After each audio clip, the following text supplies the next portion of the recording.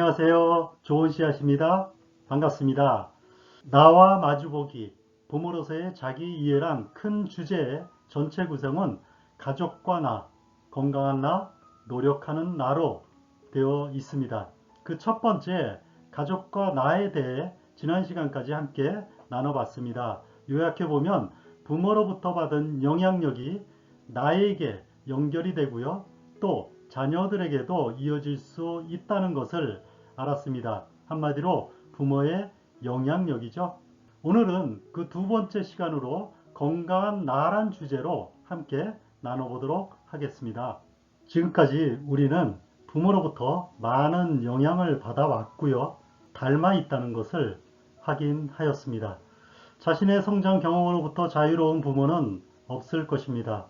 그러나 언제까지 그 틀 안에서만 살 수는 없습니다. 부모의 영향을 받은 부분 중에서 인정하고 받아들이고 취할 것과 버릴 것을 구별해야만 합니다. 한마디로 편집과 같은 것이죠. 제가 몇 년 전에 인생 편집이란 책을 읽었습니다. 우리가 인생을 살면서 중요한 포인트가 있다는 겁니다. 그 포인트마다 나의 삶을 편집하게 되면 보다 윤택하고 보다 발전적이고 보다 행복한 그런 삶을 살 수 있다라는 얘기입니다. 근데 이 책에 편집이 과연 뭐냐? 라는 이야기를 하고 있습니다. 우리가 지금까지의 나의 삶을 돌아보고 특별히 부모로부터의 영향력을 생각하면서 버릴 거 버리고 딜리트입니다. 그리고 새롭게 추가할 거 추가하고 그것이 편집이다 라고 이야기를 합니다. 근데 이 책에 중요한 메시지를 하나를 줬는데요. 저는 그게 마음에 와 닿았습니다. 내가 삶을 편집하지 않으면 삶이 나를 편집한다 라는 이야기입니다. 어린 새는 새장의 보호를 받습니다. 하지만 어느 순간이 되면 날아가야만 합니다. 이때 스스로 문을 열고 나갈 준비와 의지가 필요하다는 것입니다. 생의 단계를 넘어가면서 정리가 필요하며 그 과정을 거쳐 각 단계에서의 정체감을 확립하게 됩니다. 따라서 부모로서 또 자녀로서 지금까지 나의 삶을 정리하고 더 나은 목표를 세우고 노력하는 것이 중요할 것입니다. 그러나 그 과정이 쉽지는 않습니다. 하지만 직면하고 마주하여 고통을 이겨내고 무겁던 허물을 벗어내면 비로소 자유로운 날개를 얻게 되는 것입니다. 다시 요약하면 우리는 부모로부터 긍정적인 영향력과 부정적인 영향력을 받고 우리 자녀들에게 흘러가게 됩니다. 내가 받은 긍정적이고 좋은 영향력은 계속 계승하고 발전시켜서 우리 자녀들에게 흘려보내야 하고요. 내가 받은 부정적이고 잘못된 영향력, 나쁜 영향력은 어떻게 해야 할까요? 계속 그대로 흘려보내야 될까요? 그렇지 않다는 거죠. 그러면 어떻게 해야 될까요? 끊어버려야 한다는 겁니다. 끊어버리고 허물을 벗어버려야만 합니다. 누가?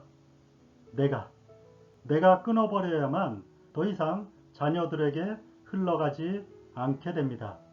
이것이 핵심이죠.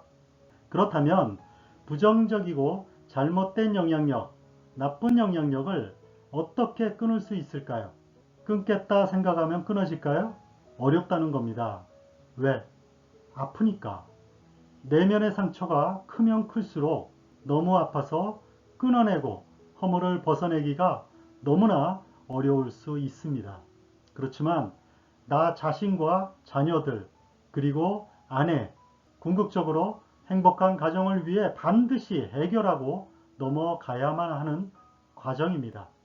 마치 새장에 갇힌 새가 문을 활짝 열고 자유를 얻는 것과 같은 것이죠. 이러한 부모로부터 부정적 영향력에서 벗어나려면 이해와 용서로 가능하다는 겁니다.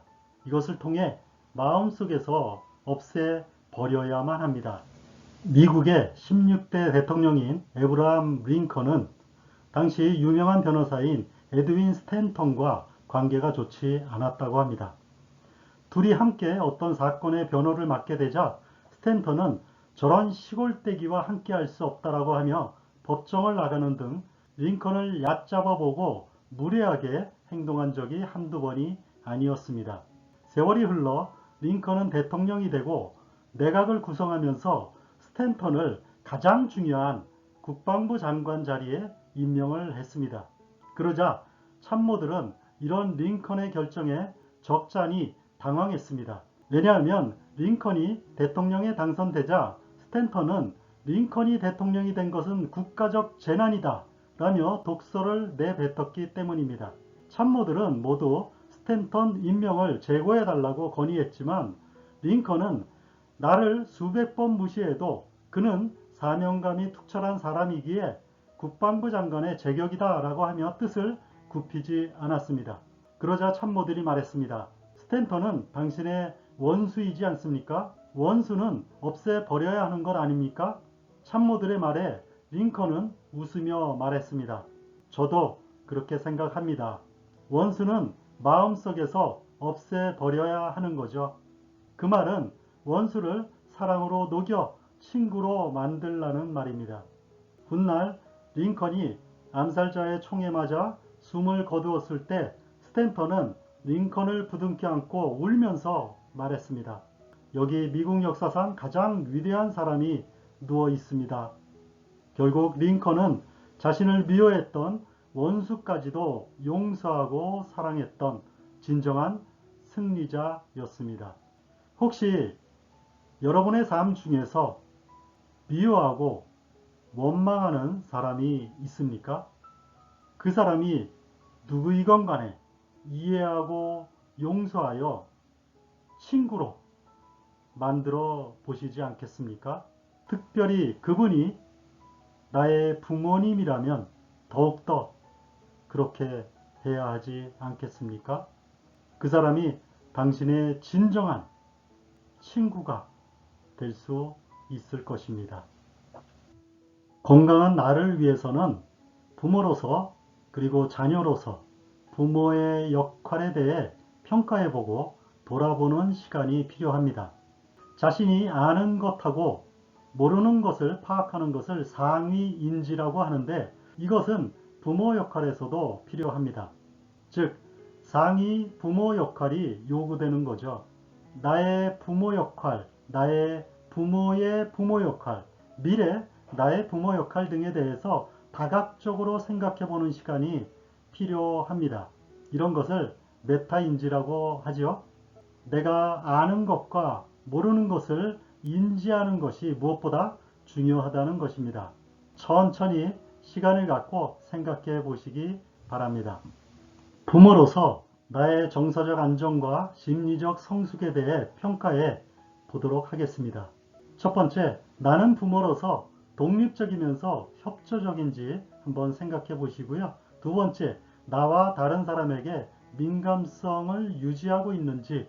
세 번째, 스트레스에 능동적으로 대처하는지. 네 번째, 적극적으로 행복한 시간을 가지려고 노력하는지 한번 생각해 보시기 바랍니다. 이러한 상태가 나의 자녀 양육 행동에 어떤 영향을 미칠까요? 부모의 부정적 정서가 높으면 자녀 양육 능력이 떨어지고 심리적으로 성숙되어 있을 때 훌륭한 양육 행동을 할 수가 있습니다. 이러한 상태를 개선하려면 어떤 노력이 필요할까요? 여러분들이 만약 자녀라면 나의 정서적 안정과 심리적 성숙에 대해 왼쪽과 같이 동일하게 평가를 해 주시기 바랍니다. 이러한 상태가 나중에 나의 부모 역할에 어떤 영향을 미칠까요? 지금 부정적인 정서가 높으면 성인기에도 이것이 지속될 가능성이 높습니다. 이런 경우 개인적으로도 힘들지만 부모 역할을 하기에도 너무 힘이 듭니다. 이러한 상태를 개선하려면 어떤 노력이 필요할까요? 한 번쯤 시간을 갖고 점검해 보시길 권해 드립니다. 오늘은 나와 마주보기, 부모로서의 자기 이해에 대한 두 번째 시간, 건강한 나에 대해서 살펴봤습니다. 다음 시간엔 노력하는 나에 대해 생각해 보도록 하겠습니다. 오늘도 화이팅 하시고요. 행복하세요.